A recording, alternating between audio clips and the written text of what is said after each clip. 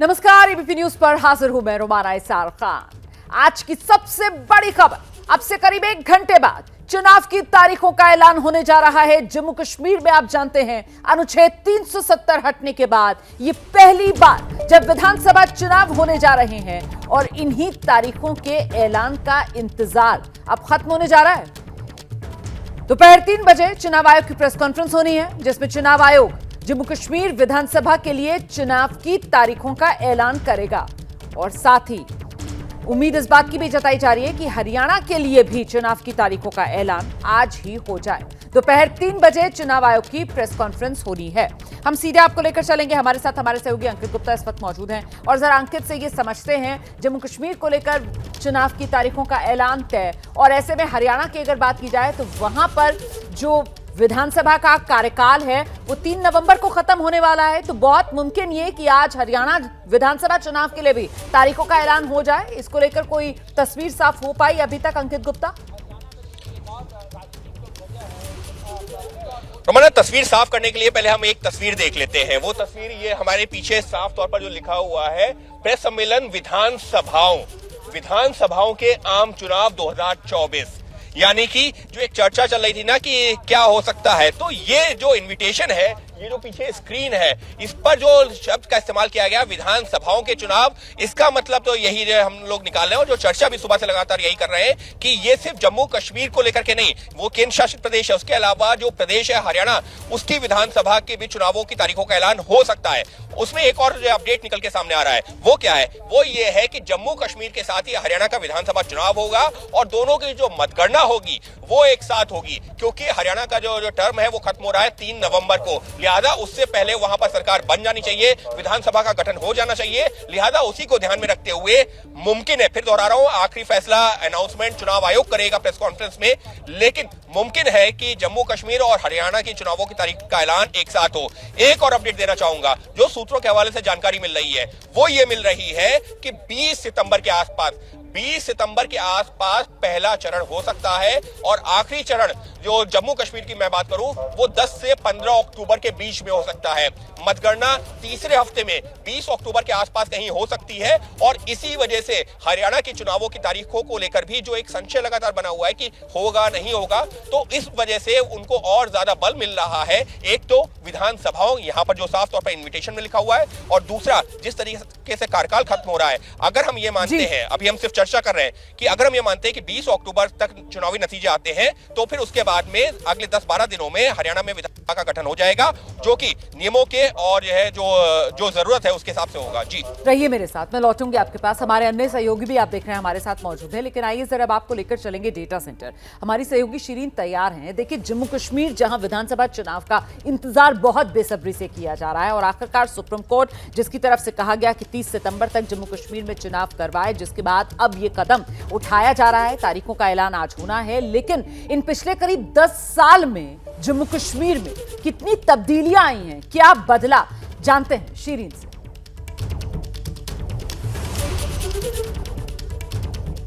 बिल्कुल रोमाना, तो जम्मू कश्मीर में चुनाव की तारीखों का ऐलान हो उससे पहले जरूरी बातें हम अपने दर्शकों को बताने के लिए पूरी तैयारी के साथ, देखिए हमारा ये सेट तैयार है और हम बताएंगे कि इसकी 10 बड़ी बातें क्या हैं। तो ये देखिए, जम्मू कश्मीर सबसे पहली बात तो अब राज्य नहीं रहा, केंद्र शासित प्रदेश है। जम्मू कश्मीर में जहां चुनाव की तारीखों का ऐलान थोड़ी ही देर बाद होगा और वहां के मुद्दे भी मैं आपको बताऊंगी, लेकिन लद्दाख अब जम्मू कश्मीर का हिस्सा नहीं रहा, जो पहले जम्मू कश्मीर का ही हिस्सा था, जम्मू कश्मीर में ही आता था। इसी के साथ केंद्र के शासन जम्मू कश्मीर शासन के तहत यहां पर जम्मू कश्मीर में चुनाव हो रहा है। और इसी के साथ दूसरी बड़ी बात यह कि 370 हटाए जाने के बाद यह पहला विधानसभा का चुनाव है जिसकी तारीखें थोड़ी देर में तय की जाएंगी। विधानसभा सीटों की संख्या जो है वो भी अब बढ़ चुकी है, अब बढ़कर 90 सीटें हो चुकी हैं। इसी के साथ अब 6 साल की जगह, पहले 6 साल था, 5 साल की सरकार हुआ करेगी। जो 6 साल पहले था, 1 साल अब कम हो चुका है। मुफ्ती मोहम्मद सईद की गैर मौजूदगी में चुनाव होने जा रहा है, उनके बगैर ये पहला चुनाव है। इसी के साथ गुलाम नबी आजाद ने अपनी अलग पार्टी बना ली है, कांग्रेस के थे लेकिन अब वो अलग पार्टी बना चुके हैं और उसी के तहत अब वो चुनाव भी लड़ेंगे। तो ये तो महत्वपूर्ण बातें थी, लेकिन कुछ और जरूरी बातें मैं आगे आपको बताऊंगी। Romana, over to you. बिल्कुल, तो ये 10 साल में बड़ी तब्दीली जो जम्मू कश्मीर में हुई है और ऐसे सीधे आपको ग्राउंड पर लेकर चलते हैं। हमारे साथ हमारे सहयोगी श्री श्रीनगर से आसिफ कुरैशी, जम्मू से अजय बाचलू भी हैं। जरा पहले आसिफ का रुख कर लेते हैं। इंतजार जन्नत को चुनाव का लंबे वक्त से आसिफ, और अब वो घड़ी आ गई जब तारीखों का ऐलान होने जा रहा है। ऐसे में कश्मीर की अगर खास तौर से बात की जाए तो सबसे ज्यादा बड़ा मुद्दा यहां पर अनुच्छेद 370 और उसी के इर्द गिर्द पूरी की पूरी चुनावी बिसात इस बार बिछाई जाएगी राजनीतिक दलों की तरफ से। बिल्कुल, ये एक प्रमुख सवाल होगा जिस मुद्दे को आधार बनाते हुए सभी राजनीतिक दल अपना जो मैनिफेस्टो है या फिर चुनावी रणनीति है वो बना रहे हैं।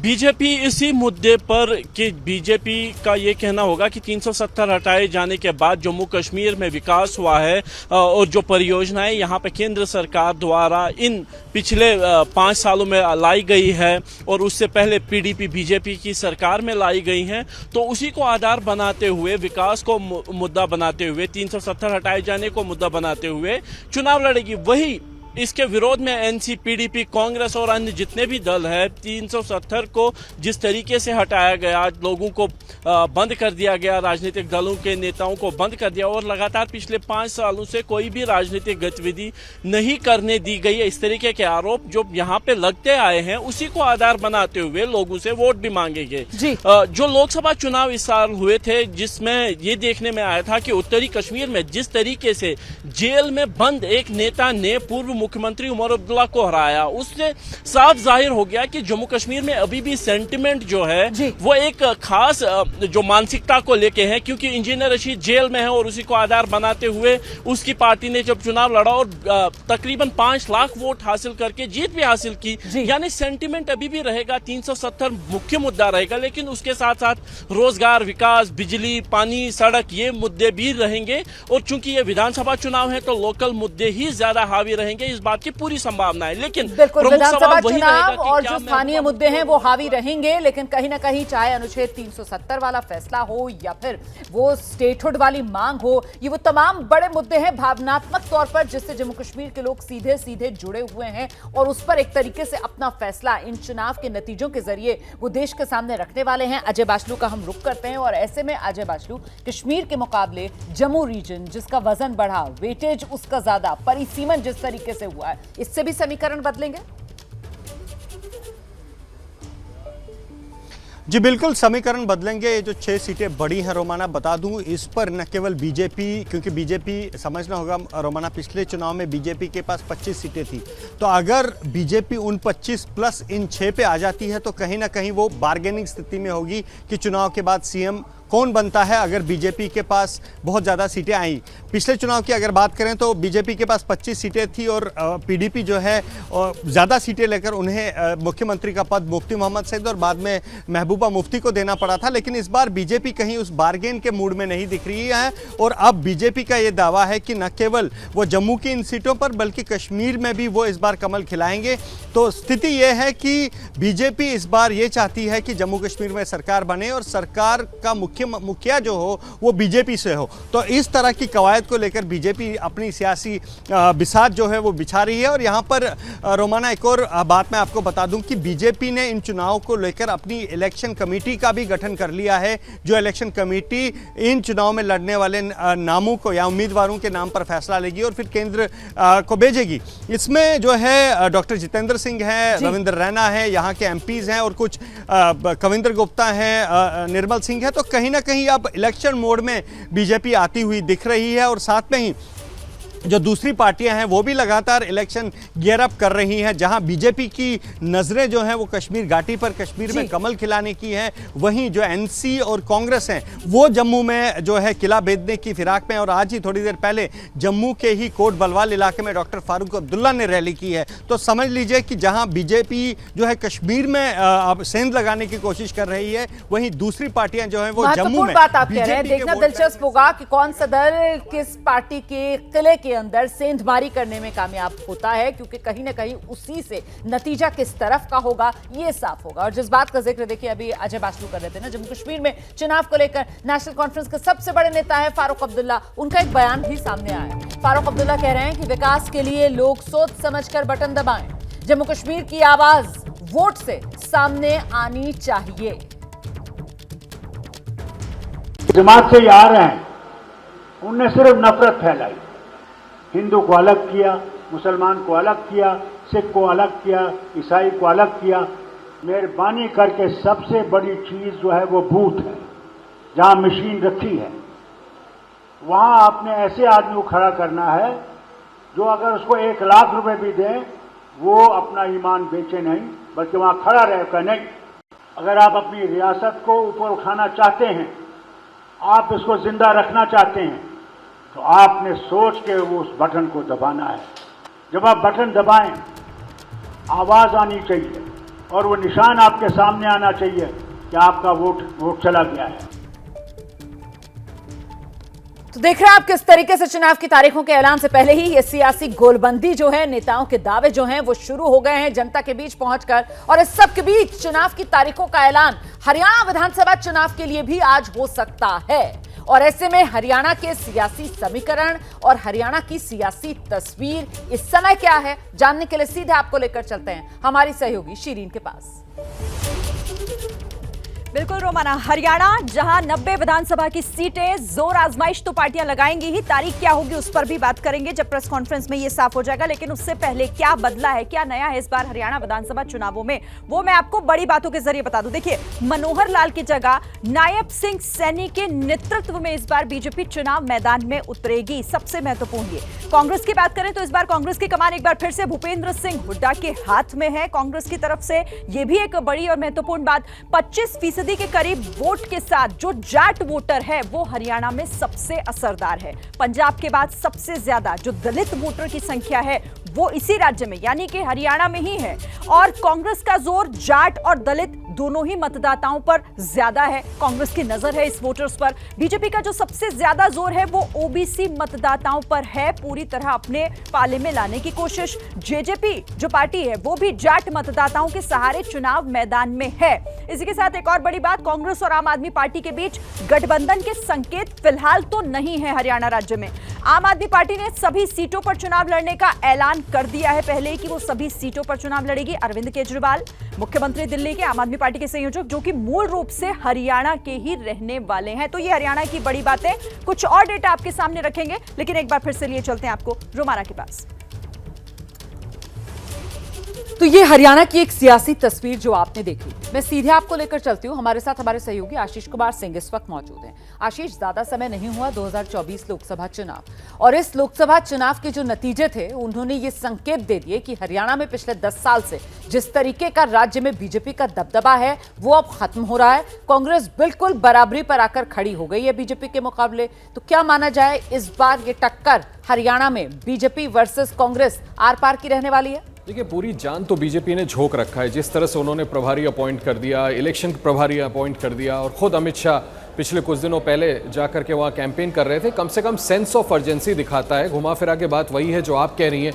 बीजेपी को रियलाइज़ हो रहा है कि पिछले 10 साल में जैसी एंटी इनकम्बेंसी है और जो कथित तौर पर जाटों की नाराजगी है, उसको देखते हुए उनको ग्राउंड बहुत कवर करना पड़ेगा, तब वो कहीं कांग्रेस को इस बार हरियाणा में चुनौती दे पाएगी। अब से कुछ दिनों पहले मैंने भूपेंद्र सिंह हुड्डा से बात की थी, बड़ा उनका बॉडी लैंग्वेज कॉन्फिडेंट था, बहुत कॉन्फिडेंटली बोल रहे थे कि 36 बिरादरियों ने इस बार तय किया है कि वो कांग्रेस की सरकार बनवाएंगे। जो राजनीतिक फीडबैक भी वहां से हरियाणा से मिल रहा है उसमें कहीं ना कहीं 10 साल के एंटी इनकम्बेंसी को अगर हम ध्यान में रखें, जिस तरह से मुख्यमंत्री भी बीजेपी को बदलना पड़ा, Congress is sitting in a convenient position. Congress की स्थिति बहुत मजबूत लगती है, थोड़ा अपने आप को ऑर्गेनाइज करने में कामयाब तो हुए, लेकिन आपसी फूट भी जो कांग्रेस के अंदर है, कहीं वो भीतरघात जो है उससे कहीं कांग्रेस को नुकसान ना हो। लेकिन आप बिल्कुल ठीक कह रही हैं, बड़ा कीनली कॉन्टेस्टेड इलेक्शन होगा, और ऐसा लगता जरूर है कि लोकसभा में जिस तरह के परिणाम आए, 10 की 10 सीट पिछले लोकसभा में जब बीजेपी ने जीता था, इस बार बराबरी पे आधा आधा हो गया है, तो कांग्रेस बहुत उत्साहित है और ऐसा लगता है कि इस बार बीजेपी को रोकने में कांग्रेस कामयाब होगी।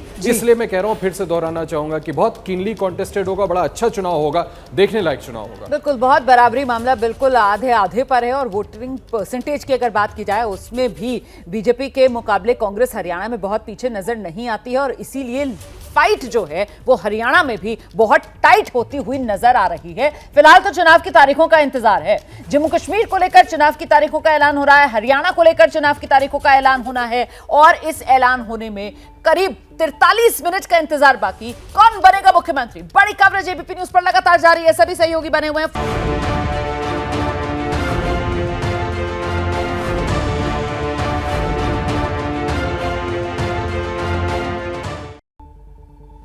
40 मिनट से भी कम का इंतजार बाकी रह गया है। जम्मू कश्मीर हरियाणा विधानसभा चुनाव की तारीखों का ऐलान होने जा रहा है और इस बीच इन दोनों राज्यों के चुनाव को लेकर बीजेपी में हलचल तेज है। चुनाव घोषणा के बाद आज शाम करीब 6:30 बजे बीजेपी की बैठक होने जा रही है। बीजेपी अध्यक्ष जेपी नड्डा महासचिवों के साथ आज बैठक करेंगे।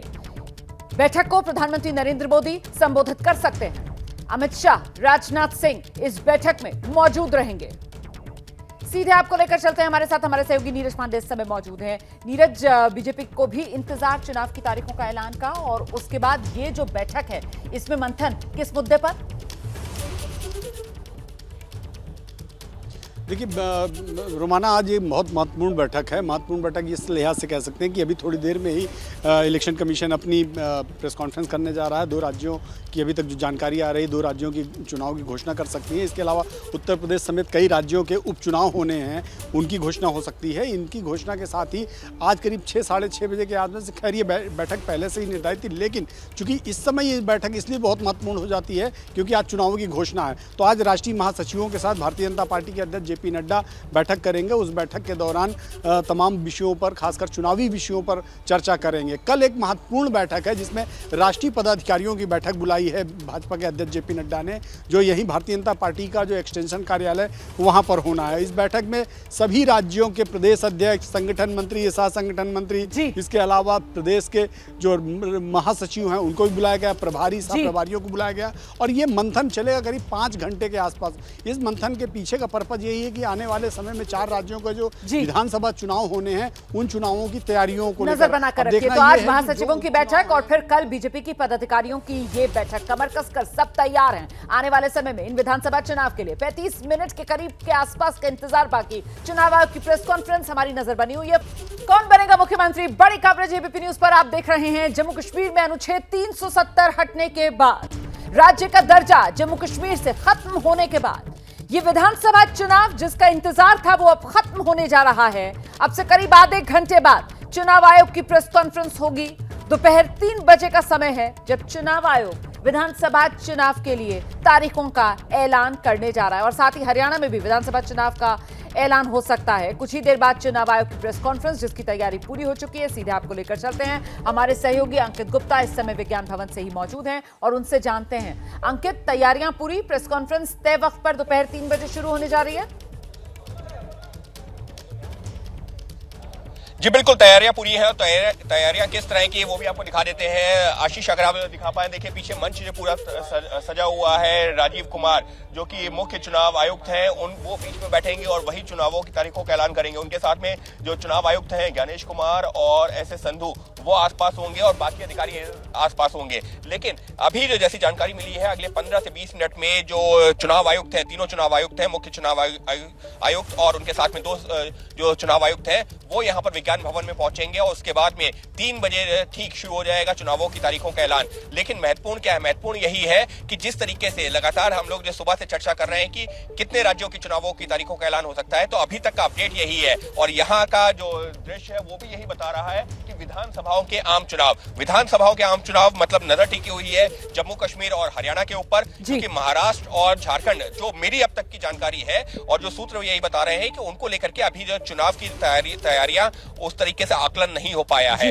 हालांकि फिर दोहरा रहा हूं, अंतिम फैसला केंद्रीय चुनाव आयोग का होगा। और जम्मू कश्मीर को लेकर के एक और अपडेट देना चाहूंगा। देखिए, वैसे 2022 में ही डिलिमिटेशन का काम पूरा हो गया था, चर्चा उसी दौरान से शुरू हो गई थी कि कब होंगे चुनाव, लेकिन उसके बाद भी करीबन 2 साल का वक्त बीत चुका है और ऐसे में उम्मीद यही की जा रही है कि 30 सितंबर से पहले, एक अपडेट उसमें आ रहा है कि 20 सितंबर से लेकर के 10 से 15 अक्टूबर के बीच में कश्मीर में और जम्मू में चुनाव हो जाएंगे। और हरियाणा की बात की जाए तो जो एक चरण का चुनाव होगा वो अक्टूबर में होगा और अक्टूबर के तीसरे हफ्ते में मतगणना हो सकती है। लेकिन अंतिम इंतजार हमको करना है 3 बजे की प्रेस कॉन्फ्रेंस का, जहां पर केंद्रीय चुनाव आयोग जानकारी दे रहे हैं। लेकिन बस ये सस्पेंस जो है अब से कुछ ही देर बाद खत्म हो जाएगा जब चुनाव आयोग की टीम आएगी और यहां पर प्रेस कॉन्फ्रेंस की जाएगी और फिर तस्वीर पूरी साफ। लेकिन इस बीच, क्योंकि अभी कयास इसी बात के हैं कि सिर्फ जम्मू कश्मीर नहीं बल्कि हरियाणा में भी विधानसभा चुनाव की तारीखों का बहुत मुमकिन आज ही ऐलान कर दिया जाए, तो ऐसे में इन दोनों जगह, जम्मू कश्मीर में, हरियाणा में, इस बार जब विधानसभा चुनाव होंगे तो उसको लेकर महत्वपूर्ण मुद्दे कौन से, जिसके इर्द गिर्द सियासी बिसात बिछाई जाएगी, जानने के लिए सीधे आपको लेकर चलते हैं डेटा सेंटर अपने सहयोगी शीलीन के पास।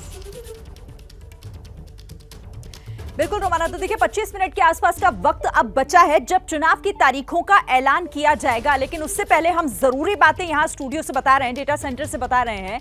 अब जरा मुद्दों की बात कर लेते हैं, किन मुद्दों पर लड़ा जाएगा। तो देखिए जम्मू कश्मीर, अनुच्छेद 370, राज्य का दर्जा, लद्दाख की वापसी, पाकिस्तानी आतंकवाद और सुरक्षा बलों पर हो रहे हमले, ये तो जम्मू कश्मीर के मुद्दे हो गए। अब जरा हरियाणा राज्य की भी बात कर ले तो एमएसपी की गारंटी, जातीय जनगणना, अग्निपथ स्कीम, इसी के साथ यहां महिला पहलवानों के जो आरोप हैं वो भी एक बहुत बड़ा मुद्दा है। और साथ ही जाट बनाम गैर जाट की जो राजनीति हरियाणा की हमेशा रही है वो भी एक बहुत बड़ा मुद्दा इस बार है। तो ये वो तमाम मुद्दे हैं, चाहे जम्मू कश्मीर के हो या फिर हरियाणा के, जिन मुद्दों पर चुनाव लड़ा जाएगा। रोमाना, तो ये महत्वपूर्ण मुद्दे हो जाते हैं जिसके इर्द गिर्द जो राजनीति है वो अपनी बिसात बिछाएगी। और इस बीच सीधे आपको लेकर चलते हैं चंडीगढ़ से। आप देख रहे हैं सचिन हमारे साथ मौजूद है। सचिन, जिन मुद्दों का अभी जिक्र किया गया, अगर उन मुद्दों को देखा जाए तो कुल मिलाकर यहां पर फोकस में इस बार किसान, जवान और बेटियां, इन्हीं के इर्द गिर्द पूरी की पूरी राजनीतिक दल जो है उनकी कवायद देखने के लिए मिलने वाली है हरियाणा में। जी बिल्कुल बिल्कुल, बात करें तो किसान, जवान और पहलवान, ये तीन लोग जो हैं ये फोकस में हरियाणा के चुनाव में रहने वाले हैं। और किसानों के मुद्दे पर, क्योंकि किसानों का मुद्दा जो है पंजाब और हरियाणा दोनों स्टेट्स में, पंजाब के बाद अगर कहीं सबसे ज़्यादा रेजोनेट करता है मुद्दा तो वो हरियाणा है। और हरियाणा में इसका इम्पैक्ट जो है वो डेफिनेटली रहने वाला है। यही वजह है कि आज चीफ मिनिस्टर की जो प्रेस कॉन्फ्रेंस थी हरियाणा के, उसमें भी फोकस जो है वो किसानों के ऊपर था। किसानों को हमने कितना कंपनसेशन दिया, बागवानों को कितना हमने पैसा दिया, एमएसपी पे कितनी फसलों की खरीद की गई, ये तमाम जानकारी जो है चीफ मिनिस्टर नायब सिंह सैनी ने आज जो है साझा की है। तो किसान डेफिनेटली रहने वाले हैं। और अग्निवीर मुद्दा जो है, क्योंकि अग्निवीर जो हैं पंजाब और हरियाणा जो हैं ये जवानों के लिए भी जाने जाते हैं, तो अग्निवीर का मुद्दा जो है ये भी हरियाणा के चुनावों में रेजोनेट करने वाला है। और तीसरा मुद्दा जो पहलवानों का जिक्र कर रहे थे हम, खासकर जो दिल्ली में जंतर मंतर पर जो प्रदर्शन हुआ था, वो मुद्दा डेफिनेटली रेजोनेट करेगा। हरियाणा के जो रूरल हार्टलैंड है उसमें जो है वो लोगों के दिलो दिमाग पे ये मुद्दा रहेगा। अब इसमें कौन जो है किस तरीके से कैश करता है, कौन किस तरीके से इसको टैकल करता है इशू को, ये जो है देखने वाली बात होगी। और वोटर्स में जो है वोटों की जो मोबिलाइजेशन है जो वो किस तरीके से होगी, क्योंकि जाट वर्सेस गैर जाट की पॉलिटिक्स के ऊपर बीजेपी जो है बैंकबॉन करती है हरियाणा में हमेशा से। और कांग्रेस जो है, समीकरण वाला जो मामला है उस पर भी आएंगे सचिन, उस पर आगे विस्तार से बात करेंगे। लेकिन पहले जरा ये समझ लेते हैं, जैनेंद्र भी क्योंकि हमारे साथ मौजूद हैं, कि राजनीतिक गोलबंदी को अगर देखा जाए तो वो किस रूप में होगा जैनेंद्र, क्योंकि 24 चुनाव में तो इंडिया गठबंधन था और हरियाणा में आम आदमी पार्टी और कांग्रेस साथ थी, जिसके बाद ये साफ कर दिया गया कि विधानसभा चुनाव अलग अलग लड़ेंगे। तो मतलब अलग अलग सब अपनी मोर्चाबंदी करते हुए नजर आएंगे। बिल्कुल साफ तौर पर लोकसभा चुनाव में मुकाबला नरेंद्र मोदी से था, उनकी एक अलग मास अपील है। लेकिन विधानसभा चुनाव में मुकाबला नायब सिंह सैनी और हरियाणा बीजेपी से है।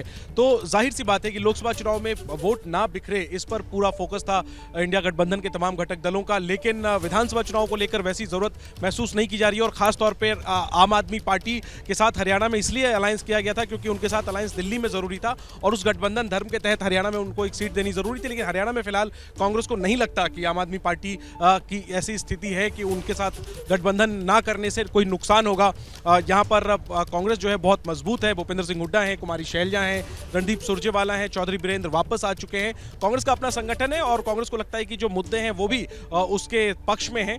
तो ऐसे में गठबंधन की बहुत अहमियत महसूस नहीं हुई और चुनाव सीधे सीधे देखिए एंटी इनकम्बेंसी के मसले पर होने जा रहा है। लेकिन कुल मिला के जातीय समीकरण, जातीय गोलबंदी किस तरह से होती है उस पर निर्भर करता है। बीजेपी पूरी तरीके से जो है गैर जाट वोटों को गोलबंद करने की कोशिश करेगी, जिसमें उसका फोकस सैनी वोटों पर रहेगा, पंजाबी वोटों पर रहेगा, तमाम ओबीसी वोटों पर रहेगा। कांग्रेस इस बार एक नया प्रयोग जो है उसको दिखा है लोकसभा चुनाव में। दलित वोट हरियाणा में उसके पक्ष में आया है। वो संविधान का जो कैंपेन था राहुल गांधी का, उसका असर उसको नजर आया। तो उसी पर नजर रहेगी क्या कांग्रेस वही चीज विधानसभा में भी कर पाती है। क्या हुड्डा और शैलजा जो दलित चेहरा है वो दोनों मिलकर के क्या हरियाणा में कांग्रेस को जीत दिला पाते हैं। सब कुछ इसी बात पर निर्भर करता है। चुनौती कांग्रेस के सामने यही है कि आंतरिक गुटबाजी काफी ज्यादा है। अभी टिकटों को लेकर स्क्रीनिंग कमेटी बनाई जा चुकी है। टिकटों की जब प्रक्रिया शुरू होगी तभी ये तस्वीर साफ होगी कि जो दोनों प्रमुख गुट हैं हरियाणा कांग्रेस के, वो एक साथ लड़ रहे हैं या फिर नहीं लड़ रहे हैं। एकता नहीं होगी तो सारे जो मुद्दे हैं और जो जातीय समीकरण है वो सब कुछ एक तरफ हो जाएंगे और फिर कांग्रेस जो है उसके लिए मुश्किल हो जाएगी स्थिति। फिलहाल कांग्रेस को एडवांटेज जरूर है जब आज चुनाव का ऐलान होने जा रहा है। जी बिल्कुल, तो विपक्षी गठबंधन में एकता की तो बात दूर है, फिलहाल तो कांग्रेस को अपने भीतर जो एकता है, जो यूनिटी है, उसे बनाकर रखना है और अगर वैसा कांग्रेस कर पाती है तो कांग्रेस अपने लिए मुश्किल आसान करती हुई नजर आएगी। लेकिन वहीं दूसरी तरफ अगर बीजेपी की बात की जाए, सचिन का एक बार फिर से रुख करते हैं। पुराना साथी जेजेपी लोकसभा चुनाव से पहले रास्ता अलग कर लिया था, लेकिन क्या अब किसी तरीके के साथ आने की कोई उम्मीद यहां से बनती हुई नजर आ रही है सचिन, या फिर एक अंडरस्टैंडिंग के साथ क्या उतरने की कोई रणनीति बन रही है बीजेपी की जेजेपी के साथ? इस पर आप जवाब दीजिएगा, लेकिन उससे पहले सीधे लेकर चलते हैं आपको डेटा सेंटर शीरीन के पास। बिल्कुल रोमाना, जरूरी बातें यहां से मैं लगातार अपने दर्शकों को बता रही हूं। बहुत कम समय अब बचा है चुनाव की तारीखों में के ऐलान होने में, लेकिन उससे पहले जम्मू कश्मीर का जो चुनाव है इस बार ऐतिहासिक क्यों है आप समझिए। देखिए, 370 हटने के बाद ये पहला चुनाव है। 370 लागू हुआ था अक्टूबर 1949 को और 370 लगने के बाद पहला चुनाव जो हुआ था वो 1962 में हुआ था। 370 लगने के बाद कुल चुनाव 10 हो चुके हैं और 370 हटा 2019 अगस्त की वो तारीख थी जब हटा, और उसके बाद अब ये पहला चुनाव है और इस लिहाज से ये बहुत ऐतिहासिक हो जाता है क्योंकि ये एक बहुत बड़ा मुद्दा रहने भी जा रहा है जम्मू कश्मीर में। रोमाना, बिल्कुल, तो अनुच्छेद 370 जिसके हटने के बाद ये पहला चुनाव जो जम्मू कश्मीर में अब होगा। जरा जल्दी से अब आसिफ कुरैशी का रुख करते हैं और इसी को लेकर अभी कुछ देर पहले आसिफ हम सुना रहे थे किस तरीके से नेशनल कॉन्फ्रेंस के नेता फारूक अब्दुल्ला इसी बात का घुमा फिरा कर जिक्र कर रहे थे और लोगों से ये अपील कर रहे थे कि इन तमाम मुद्दों पर जो कुछ जम्मू कश्मीर में हुआ है उस पर आपकी आवाज देश तक पहुंचाने का ये एक मंच है जो विधानसभा चुनाव जिसकी तारीखों का ऐलान अब से कुछ ही देर बाद होने वाला है। आसिफ, बिल्कुल, देखिए ये बॉल तो बिल्कुल साफ है कि जो यहाँ के नेता है, जो कि रीजनल पार्टीज हैं, उनका मुद्दा 370 और उसके साथ जुड़े हुए मसले हैं। वही उन्हीं मुद्दों पर यहाँ पे चुनाव लड़ेगा। लोकसभा चुनावों की बात करें तो वहाँ पर भी लोकसभा पूरे देश में भले ही विकास के नाम पर लड़ा गया हो, लेकिन जम्मू कश्मीर में चुनाव 370 को हटाए जाने, जम्मू कश्मीर का विशेष दर्जा लिए जाने, राज्य के विभाजन और लद्दाख को अलग करने के साथ साथ इसी के साथ जुड़े हुए मुद्दों पर लड़ा गया। और अगर विधानसभा चुनाव होते हैं तो जाहिर सी बात है कि लोगों के अपनी समस्याएं हैं, जो रोजमर्रा की समस्याएं हैं, वो अपने विधायक से चलना चाहेंगे, लेकिन उसी मुद्दे को आधार बनाते हुए ये चुनाव लड़ेंगे। क्योंकि बीजेपी जिस तरीके से कश्मीर घाटी में अपनी पकड़ बनाने की कोशिश कर रही थी, जिसमें कुछ रीजनल दल थे, जैसे अपनी पार्टी थी, पीपल्स कॉन्फ्रेंस थी, या डीपीएपी गुलाम नबी आजाद की पार्टी थी, उनके साथ गठजोड़ करने की कोशिश भी की गई थी, प्रयास भी किए गए थे लोकसभा चुनाव में, लेकिन वो प्रयास सफल नहीं हुआ और बीजेपी ज्यादा कुछ कश्मीर घाटी में नहीं कर पाई और ये तीनों पार्टियां भी बिखर गई हैं। यानी कुल मिला के देखें तो कश्मीर घाटी में अगर देखें तो इस समय जो प्रमुख पार्टियां हैं, जो प्रमुख चुनौती रहेगी वो नेशनल कॉन्फ्रेंस, पीडीपी और कांग्रेस रहेगी, जबकि विपक्ष में बीजेपी रहेगी। आप रहिए मेरे साथ। विपक्ष में कश्मीर घाटी की आप बात कर रहे हैं, आप कह रहे हैं कि बीजेपी अलग थलग पड़ जाएगी, लेकिन क्या यहां से कोई रणनीति, बीजेपी के पास कोई कारगर हथियार, अन्य छोटे दलों के साथ मिलकर कुछ करिश्मा दिखाने की क्या कोई ताकत बीजेपी की रहेगी क्या? देखिए, गुलाम नबी आजाद की पार्टी के नेता है, नाम है सलमान निजामी। एबीपी न्यूज से बातचीत में उन्होंने कहा खुशी की बात है जम्मू कश्मीर में चुनाव होने जा रहे हैं। सलमान निजामी कह रहे हैं गुलाम नबी आजाद ही हमारे सीएम चेहरा होंगे, सेक्युलर दलों से गठबंधन पर बात जारी है। जम्मू कश्मीर में चुनावों का ऐलान होने जा रहा है। मेरे साथ सलमान निजामी हैं, गुलाम नबी आजाद साहब की पार्टी डीपीएपी के अहम चेहरे हैं। किस तरह की तैयारी है और क्या रणनीति के साथ आप लोग? देखिए, काफ़ी देर से जम्मू कश्मीर के लोग जो हैं वो उत्सुक थे कि चुनाव होने चाहिए और हमारी पार्टी के चेयरमैन गुलाम नबी आज़ाद साहब ने बार बार सरकार से मांग की, इलेक्शन कमीशन से मांग की और फिर कोर्ट भी जाना पड़ा। तो फिर कोर्ट का यही आदेश था कि सितंबर से पहले चुनाव होना चाहिए। अच्छी बात है कि चुनाव हो और हमें उम्मीद है कि जब चुनाव अनाउंस होगा तो लोगों में काफ़ी खुशी होगी। डीपीएपी की क्या पोजीशन है, कैसी आप लोगों की तैयारी है और आप लोग क्या अलायंस में चुनाव लड़ने जा रहे हैं, कितनी सीटों पे चुनाव लड़ने जा रहे हैं? हमारी तैयारी जो थी, मेन फोकस हमारा असेंबली चुनाव का था। तो हमने लोकसभा इसलिए लड़ा था कि हम चाहते थे कि हमारा कार्डर जो है बने, नई पार्टी थी, नया चुनाव इंट्रोड्यूस करना था, तो इसलिए कमी पेशियां आई और अब असेंबली में हमारी पूरी मजबूती के साथ हम चुनाव लड़ेंगे। तो करीब 15 मिनट के आसपास का वक्त बाकी, चुनाव की तारीखों का ऐलान होने वाला है। तो महज 12 मिनट के आसपास का वक्त बाकी, दोपहर 3 बजे का समय है। आपको बता दें, चुनाव की तारीखों का ऐलान होने जा रहा है। जम्मू कश्मीर और हरियाणा दोनों के लिए बताया जा रहा है कि आज ही विधानसभा चुनाव की तारीखों का ऐलान हो जाएगा। आप जानते हैं, जम्मू कश्मीर में अनुच्छेद 370 हटने के बाद ये पहला विधानसभा चुनाव होगा जिसका लंबे वक्त से इंतजार किया जा रहा है और जिसका रास्ता जो है वो सुप्रीम कोर्ट के आदेश के बाद निकला, जब पिछली बार सुप्रीम कोर्ट ने ये कहा कि 30 सितंबर 2024 तक जम्मू कश्मीर में विधानसभा चुनाव कराया जाना चाहिए। उसी को लेकर महज 12 मिनट के आसपास का वक्त बाकी है। सीधे आपको लेकर चलते हैं, हमारे साथ हमारे सहयोगी अंकित गुप्ता इस समय मौजूद हैं। जानते हैं अंकित गुप्ता से क्या चुनाव आयोग जो है वो पहुंच गए विज्ञान भवन। अंकित, इस समय अपडेट क्या मिल रहा है? रोमाना, जैसी जानकारी मिल रही है, अगले 5 से 7 मिनट में पहुंच जाएंगे तीनों चुनाव आयुक्त और उसी के बाद में 3 बजे से शुरू हो जाएगी प्रेस कॉन्फ्रेंस। यानी कि अब से ठीक 12 मिनट बाद शुरू हो जाएगी प्रेस कॉन्फ्रेंस। हालांकि जो तारीखों का ऐलान है, हमने पिछले कई प्रेस कॉन्फ्रेंस देखी है सालों से, कि जो तारीखों का ऐलान होता है वो शुरुआत के 15 से 20 मिनट के बाद में ये होता है और ऐसी ही उम्मीद आज भी है, क्योंकि उससे पहले जम्मू कश्मीर की स्थिति क्या है, हरियाणा की स्थिति क्या है, वो तमाम जो है क्या क्या जरूरतें हैं उनका जिक्र किया जाएगा। लेकिन एक अपडेट निकल के सामने आ रहा है, एक जानकारी निकल के सामने आ रही है कि जम्मू कश्मीर में जो चुनावी तारीखों का ऐलान होगा तो किस तरह से चुनाव हो सकते हैं। तो अब तक की जो जानकारी निकल के सामने आ रही है सूत्रों से, कि जो पहले जो शुरुआती 2-3 चरण होंगे उसमें कश्मीर के वो इलाके जो कि पहाड़ी इलाके हैं, जहां जो बर्फबारी जल्दी शुरू हो जाती है, उन इलाकों में पहले शुरुआती 2-3 चरणों में चुनाव होगा और धीरे धीरे करके वो जम्मू की तरफ आगे बढ़ेंगे। उसकी सबसे बड़ी वजह यही है कि कई इलाके कश्मीर के ऐसे होते हैं जहां पर 15 सितंबर के बाद में बर्फबारी शुरू हो जाती है और ऐसे में चुनाव आयोग की कोशिश ये है कि मतदान प्रतिशत के ऊपर उसका असर ना पड़े।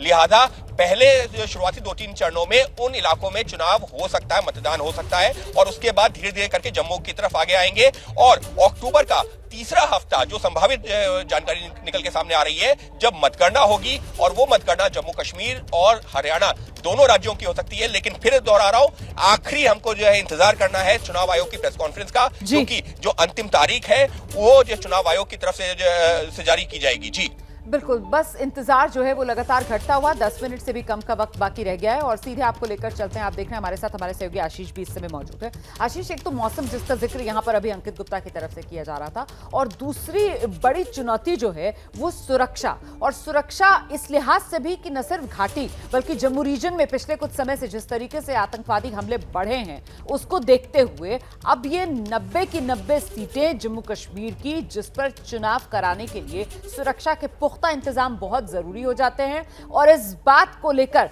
जो वहां के राजनीतिक दल हैं उन्होंने भी अपना एक फीडबैक चुनाव आयोग को दिया कि साहब सुरक्षा कैंडिडेट्स के लिए भी मुहैया कराई जाए। आशीष, देखिए, सुरक्षा एक बहुत बड़ा कंसर्न है। इसी वजह से रोमाना देखें, 14 तारीख को सुबह सुबह खुद डिफेंस मिनिस्टर राजनाथ सिंह ने बड़ी अहम बैठक सुरक्षा को लेकर के की थी, जिसमें नेशनल सिक्योरिटी एडवाइजर थे, जिसमें DGMO मौजूद थे, आर्मी चीफ थे, इंटेलिजेंस चीफ्स थे। और आज आप देखिए जिस तरह से अनाउंसमेंट की सुगबुगाहट हुई जैसे ही इलेक्शन कमीशन का रिलीज आया, उसके ठीक बाद हमने देखा कि कई की चेंजेस जम्मू कश्मीर एडमिनिस्ट्रेशन में किए गए हैं, नए DG तक को अपॉइंट कर दिया गया है। तो मुझे लगता है कि इसको लेकर के निश्चित तौर पर सजग है सरकार। और इसी वजह से आज से कुछ दिनों पहले तक, जैसा अंकित पहले जानकारी भी दे रहे थे, होम सेक्रेटरी की कश्मीर से स्टेक होल्डर्स, LG साहब के ऑफिस या फिर तमाम पॉलिटिकल पार्टीज, इन सभी से चर्चा करने के बाद मुझे लगता है कि ये डिसीजन किया गया है कि जम्मू कश्मीर के इलेक्शन का अनाउंस किया जाएगा। और इसी को लेकर के 2 रोज पहले रक्षा मंत्री ने मुलाकात भी की थी। सिक्योरिटी इन प्लेस है और मुझे लगता है कि एक फ्री एंड फेयर और इलेक्शन कंडक्ट कराने में इससे जो है इलेक्शन कमीशन को कामयाबी मिल सकेगी। बहुत समय से डिमांड भी था, लगातार दबाव था और सुप्रीम कोर्ट ने कहा भी था कि सितंबर तक आपको चुनाव कराना है। तो मुझे लगता है इस वजह से इस टाइम को मीट करने के लिए अब आज जम्मू कश्मीर के इलेक्शन के डेट्स का अनाउंसमेंट कर दिया जाएगा। बिल्कुल, और आज देखिए जब जम्मू कश्मीर में चुनाव की तारीखों का ऐलान होगा तो फिर ये परिसीमन के बाद भी पहला विधानसभा चुनाव जो जम्मू कश्मीर में हो रहा होगा, और ऐसे में वो किस तरीके से जो जम्मू कश्मीर विधानसभा है वहां सीटों की संख्या तब्दील हुई है, जानने के लिए सीधे डेटा सेंटर लेकर चलते हैं शिरीन के पास।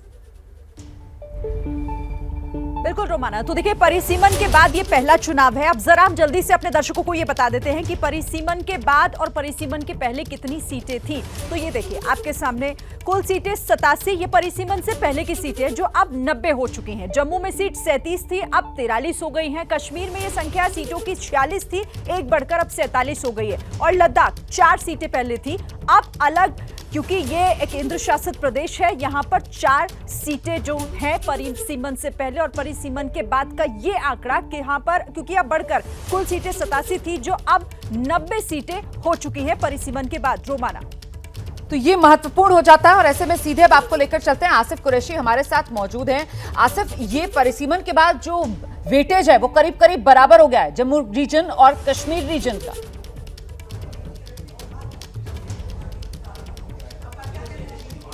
हमेशा से ही जम्मू कश्मीर में देखें तो परिसीमन को लेके जम्मू वर्सेस कश्मीर की जंग होती रही है, क्योंकि जम्मू में 37, कश्मीर घाटी में 46 सीटें थी जो जब जम्मू कश्मीर एक प्रदेश था 87 सीटों में से। उसके बाद जब लद्दाख अलग हो गया उसकी 4 सीटें कट गई और जो नए परिसीमन में 7 सीटें बढ़ी, लेकिन उस पर भी सवाल तब उठा था कि जम्मू में 6 और कश्मीर घाटी में 1 सीट जो है वो बढ़ी है।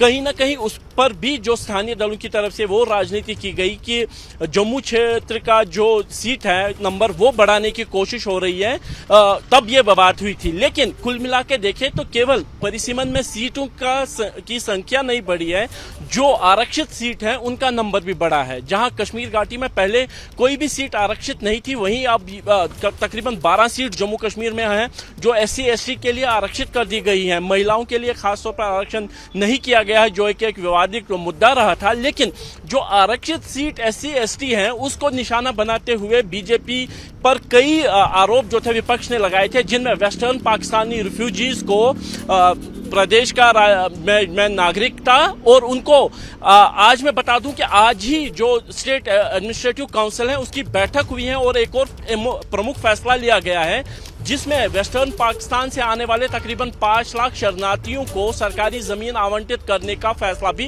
पारित कर दिया है। यानी चुनाव से मैं MCC लगने से पहले कई बड़े फैसले जो है स्टेट एडमिनिस्ट्रेटिव काउंसिल यानी LG कार्यालय की तरफ से लिए गए हैं, जो कि आने वाले चुनाव में विवादित मुद्दे भी बन सकते हैं। जैसा नेशनल कॉन्फ्रेंस ने पहले ही जो तकरीबन 200 से ऊपर प्रशासनिक और पुलिस अधिकारियों के ट्रांसफर तक पर सवाल उठाए हैं, जो कहीं ना कहीं जो चुनाव को प्रभावित करने के आरोप विपक्ष की तरफ से लगेंगे। लेकिन वेस्टर्न पाकिस्तानी रिफ्यूजीज को मैं सरकारी जमीन आवंटित करने या उसका कब्जा देने बात आप कह रहे हैं कि मॉडल कोड ऑफ कंडक्ट लगने से पहले ये बड़े फैसले जो जम्मू कश्मीर के लिए LG की तरफ से लिए गए हैं और इसको लेकर यकीनन जम्मू कश्मीर में अब इन विधानसभा चुनाव के माहौल में राजनीति और गर्माएगी। और इस बीच जल्दी से आपको लेकर चलते हैं बीजेपी दफ्तर से, हमारे सहयोगी नीरज पांडे इस समय मौजूद है। नीरज, बड़ी चुनौती बीजेपी के लिए अनुच्छेद 370 के बाद ये पहला विधानसभा चुनाव, लोकसभा में जिस तरीके से बढ़ चढ़ कर वोटिंग परसेंटेज में सामने आया था जम्मू कश्मीर से, उससे बीजेपी ने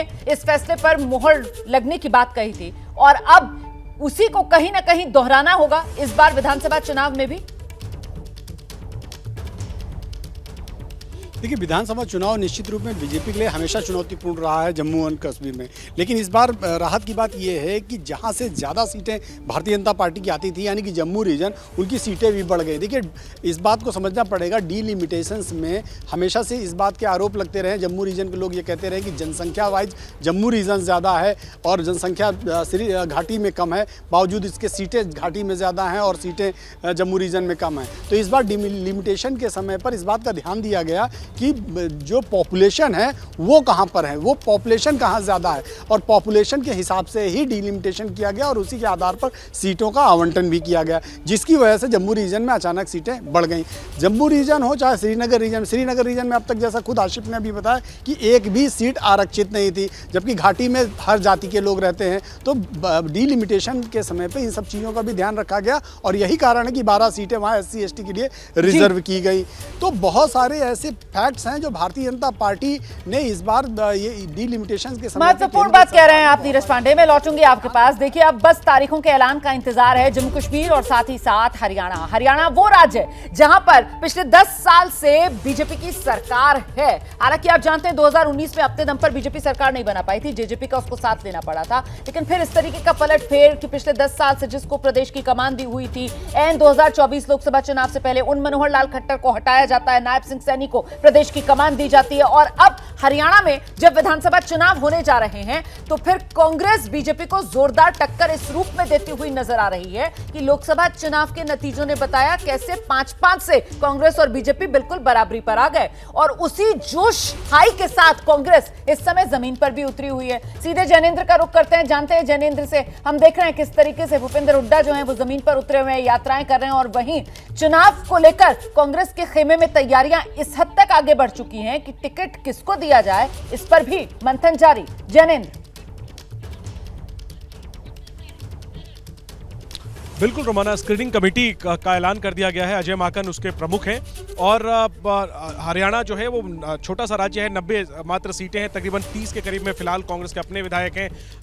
15 ऐसी सीटें थी पिछली बार जो बहुत कम मार्जिन से जहां पर कि बड़े नेताओं की हार हुई थी, तो ज़्यादा मंथन नहीं करना है, माथापच्ची जो है वो आधी सीटों पर ही करनी है। लेकिन जो गुटबाजी है जिसको लेकर के जो बड़ी चुनौती रही है हरियाणा में कांग्रेस के लिए, वो सबसे बड़ी चुनौती है अजय माकन के लिए। सबसे ज़्यादा उनको माथापच्ची इसी बात पर करनी होगी कि कैसे वो जो दोनों प्रमुख गुट हैं उनको, उनके लोगों को एकोमोडेट करें और किसी भी गुट को जो है वो नाराज होने का मौका ना दें। अगर ये माना, ये एक आम राय है कि अगर कांग्रेस पूरी ताकत से लड़ेगी तो 2019 में क्लीन स्वीप होने के बाद भी बीजेपी बहुमत से नीचे थी। इस बार तो मुकाबला लोकसभा में बराबरी का दिखाए तो विधानसभा में कांग्रेस को एक एडवांटेज की स्थिति तो साफ तौर पर नजर आ रही है। लेकिन चुनौती यही है कि वो क्या एकजुट होकर के इस चुनाव में लड़ती है, क्योंकि जितने भी यही है कि हरियाणा विधानसभा चुनाव में कि कांग्रेस घर की कलह को खत्म कर पाती है। और अगर ऐसा कांग्रेस कर पाती है तो यहां पर एडवांटेज कांग्रेस वाली स्थिति बन सकती है। जल्दी से सचिन का रुख करेंगे, लेकिन उससे पहले ये तस्वीर आपको दिखाते चले। विज्ञान भवन की ये तस्वीर आपके सामने है और महज 1 मिनट का इंतजार बाकी, और उसके बाद इसी मंच पर आपको चुनाव आयुक्त नजर आएंगे और फिर वो तारीखों का ऐलान जिसका देश बेसब्री से इंतजार कर रहा है।